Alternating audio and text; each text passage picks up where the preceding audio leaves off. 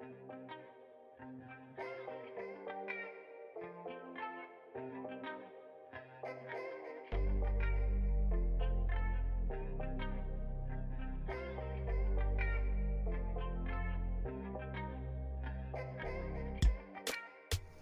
teman-teman, perkenalkan nama aku Cecilia Rarasandaristi dengan NIM 1910914220027 dengan dosen pengampu mata kuliah yaitu Bapak M. Syarif Hidayatullah, MC Psikolog. Apakah yang dimaksud dengan bahasa?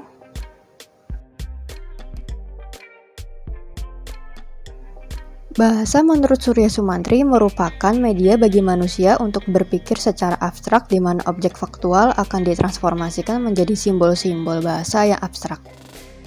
Adapun menurut Keraf, yang menyatakan bahwa bahasa memiliki dua pengertian, yaitu bahasa sebagai alat komunikasi antara anggota masyarakat berupa simbol bunyi yang dihasilkan oleh alat ucap manusia. Yang kedua adalah bahasa merupakan sistem komunikasi yang mempergunakan simbol-simbol vokal atau bunyi ujaran yang bersifat arbitrer. Karakteristik bahasa. Suatu bahasa pasti memiliki aturan tersendiri. Bahasa secara sistematis dikaitkan dengan simbol, entah itu dalam bentuk suara, tanda, atau huruf-huruf. Secara umum, tata bahasa sering memberikan arti yang tertentu, yaitu aturan yang berkaitan dengan aspek-aspek bahasa. Atkinson menyatakan bahwa karakteristik bahasa manusia adalah sebagai berikut.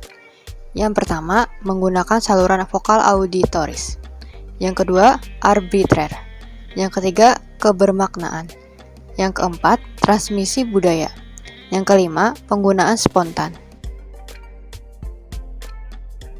Yang keenam, saling berganti. Yang ketujuh, dualitas. Yang kedelapan, keterpisahan. Yang kesembilan, kebergantungan struktur. Yang kesepuluh, kreativitas. Proses bahasa. Bahasa masuk ke dalam sistem memori, lalu bekerja dengan mempengaruhi program perasaan dan pikiran yang akan diteruskan ke dalam bentuk ucapan dan perilaku. Kata-kata atau bahasa yang bersifat positif dan optimis akan mempengaruhi cara berpikir manusia sampai dewasa. Bunyi bahasa atau fonem, atau biasa dikenal dengan aksen. Setiap bahasa pasti memiliki fonemnya sendiri-sendiri, yang menjadi salah satu alasan mengapa kita mengalami kesulitan dalam belajar mengucapkan kata asing. Jika fonem dikombinasikan dengan cara yang benar, mereka akan membentuk suatu kata. Unit kata atau morfem. Hal yang paling menonjol tentang unit kata yang berbeda dengan bunyi bahasa adalah bahwa morfem membawa makna sedangkan fonem tidak. Unit kalimat. Unit kalimat mencakup kalimat dan frasa. Fakta penting tentang unit kalimat adalah mereka dapat berkorespondensi dengan bagian suatu proposisi atau pikiran.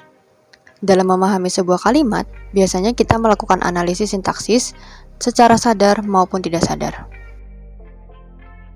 Perkembangan bahasa pada anak dimulai pada kata dan konsep. Pada anak yang berusia 1-2 tahun, itu sudah mulai dapat berbicara terutama dengan orang terdekatnya, misalnya orang tua. Lalu menyebutkan nama hewan, kendaraan, mainan, makanan, bagian tubuh, dan benda-benda yang ada di rumah. Kemudian dari kalimat sederhana menjadi kalimat kompleks. Anak mulai mengombinasikan kata tunggal menjadi ucapan dua kata. Misalnya, di sana sapi, yang merupakan proposisi dasar dari di sana ada sapi. Kemudian berkembang menjadi kalimat yang lebih kompleks, yang dapat mengekspresikan proposisi secara lebih tepat. Misal, topi ayah menjadi ayah memakai topi. Dan akhirnya menjadi ayah sedang memakai topi. Selanjutnya akan berkembang menjadi kata hubung seperti dan, jadi, untuk membentuk kalimat majemuk. Misalnya, kamu bermain dengan boneka dan saya bermain dengan balok.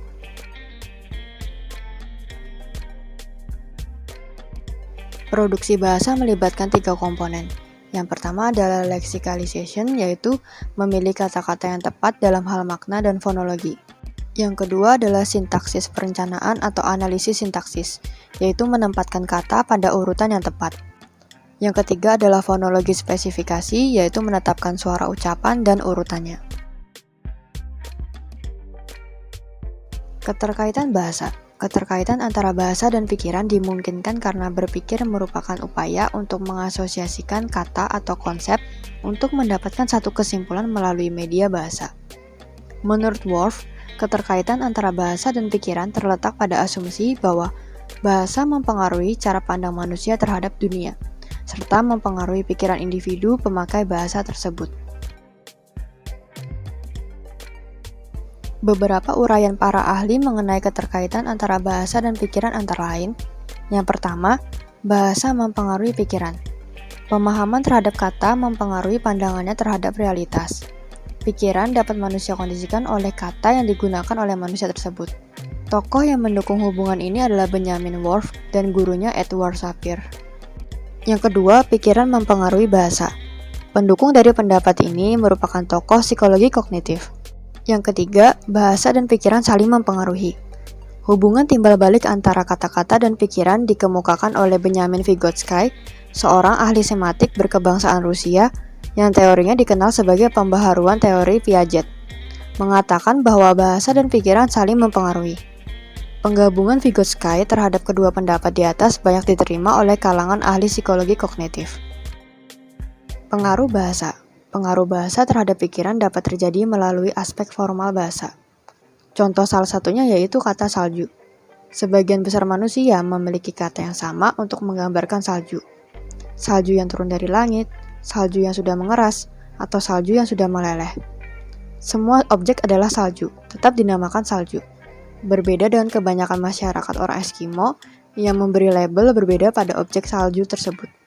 Secara selektif, individu menyaring sensori yang masuk seperti apa yang diprogramkan oleh bahasa yang dipakainya. Dengan demikian, masyarakat yang memiliki perbedaan bahasa mempengaruhi perbedaan sensori. Manfaat bahasa. Dengan adanya bahasa dapat membantu seseorang untuk mengabstraksikan pengalamannya dan mengomunikasikannya kepada orang lain karena bahasa merupakan sistem simbol yang tidak terbatas dan mampu mengungkapkan segala isi pemikiran. Bahasa dapat memberikan manfaat bagi manusia untuk memberikan nama kepada segala sesuatu, baik yang terlihat maupun tidak. Semua benda, pekerjaan, dan lain-lain yang abstrak bisa diberikan nama. Dengan demikian, segala sesuatu yang pernah diamati dan dialami dapat disimpan lalu menjadi tanggapan dan pengalaman yang kemudian diolah secara berpikir menjadi sebuah pengertian-pengertian. Terima kasih telah menyimak dari awal hingga akhir. Semoga video ini bermanfaat ya.